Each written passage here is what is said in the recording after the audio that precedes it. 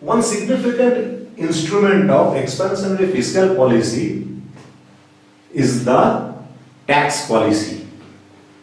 In this case, we will consider the consumption function of the country as C equals to A plus B into Y minus T.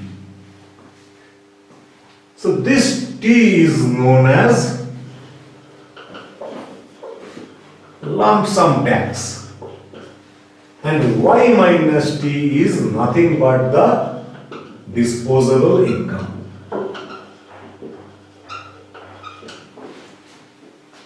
So the aggregate demand function is given as Y equals to A plus B into Y minus T plus I G. This is the, so modified commodity market equilibrium condition is given as A plus BY, B into Y minus T plus IR plus G. Now, as a part of expansionary fiscal policy, the government can do one thing: reduce the tax.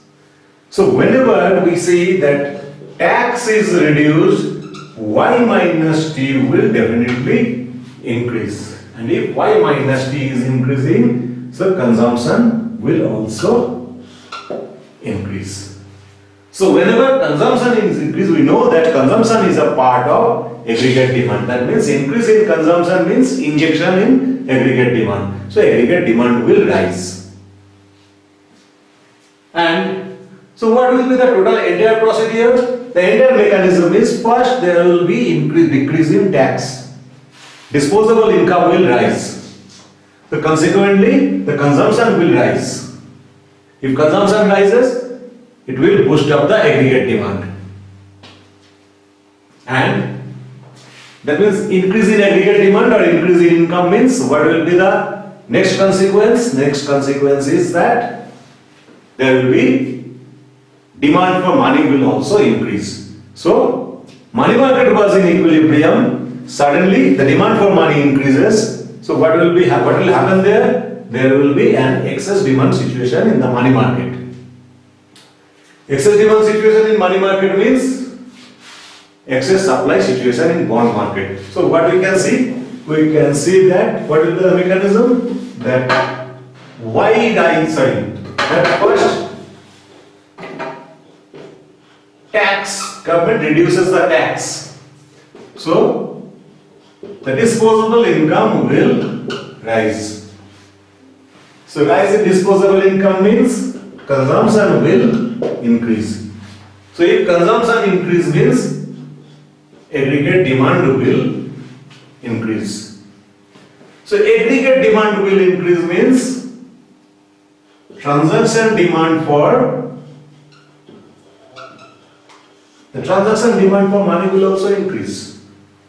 So sudden increase in transaction demand for money, given the money supply, we will find an excess demand situation in the money market. So if there is an excess demand situation in the money market, that will create an excess supply of bonds in the bond market. So bond price will start to fall. So if bond price starts to fall, the rate of interest will start to rise. And if rate of interest starts to rise, it will have two impacts. Number one, speculative demand for money will start to decline, and number two, private investment that will start to decline. So aggregate demand will also start to decline. So there will be also decline in transaction demand for money. So this process will be continued unless we find the money market equilibrium is restored.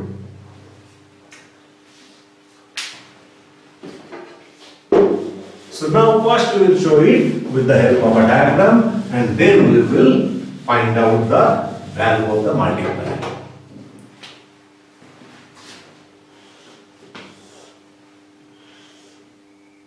So this is IS curve, this is LM curve, this is the equilibrium,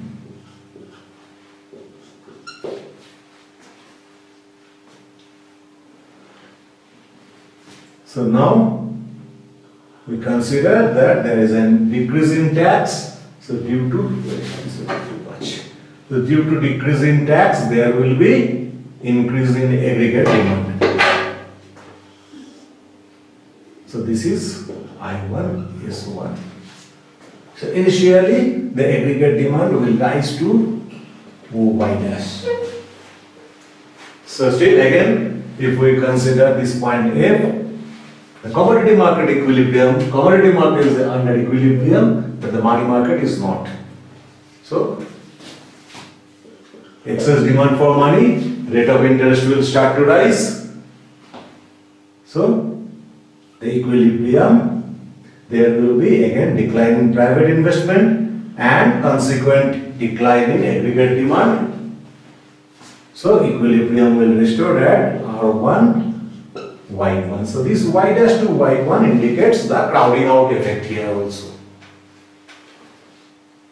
So now we will again start that KPY is the plus LR equals to M bar by P, and L dash is less than 0, K constant, for time being P is also constant. So we can write that K, and now the commodity market equilibrium equals to Y equals to Y equals to, we can write A plus D into Y minus T plus IR plus G. So B is greater than 0 and less than 1, I dash is less than 0. So now again we differentiate equation 1 and 2. So from 1 we get Kp dy plus L dash dr equals to 0, or Kp dy, second step, L dash dr equals to Kp dy, or dr equals to minus Kp by L dash dy. This I then give them equation 1a. And now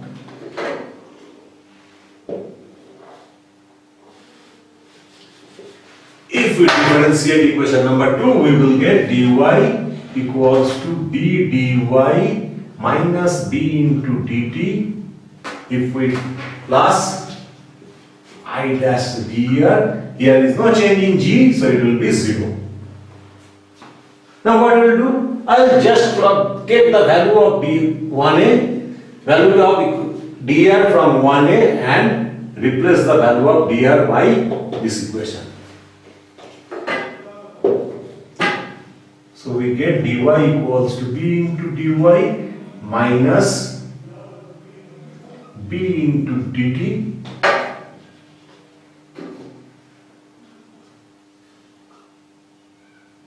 plus I dash into minus Kp dy by L dash. So dy equals to b dy minus b dt plus, this will be minus I dash Kp dy by L dash. So we'll take all the dy components in one side. So we can write dy into 1 minus b plus Kp by L dash, Kp I dash by L dash equals to minus b into dt, or dy by dt equals to minus b whole divided by 1 minus b plus Kp I dash by L dash. So again we can write that 1 minus b, b is less than 1, so 1 minus b greater than 0, positive, I dash negative, L dash negative, so I dash by L dash will be positive and B is positive. So we can write that dy by dt is less than 0. The value of tax multiplier is negative, and it is quite normal, because simple thing is that expansionary fiscal policy means reduction in tax. So whenever tax falls, aggregate demand will rise. So whenever tax falls, aggregate demand will rise. So tax is moving in the downward direction, Y is moving in the upward direction. That's why its value will be negative. So again, if we compare it with the tax multiplier in simple Keynesian model. So what we see in dy dt in simple Keynesian model, it is equals to minus b divided by 1 minus b. So in this case, denominator is also larger than the denominator in simple Keynesian model. So magnitude of the tax multiplier in ISLM model will also be less than the simple Keynesian model. And similarly, like government expenditure multiplier, here also this value, the tax multiplier in ISLM model is less than the tax multiplier in simple Keynesian model, simply due to the case of crowding out. So here also crowding out is responsible. In this case, we will also find the crowding out, for which the volume of tax multiplier in ISLM model is always less than the volume of tax multiplier in simple Keynesian model.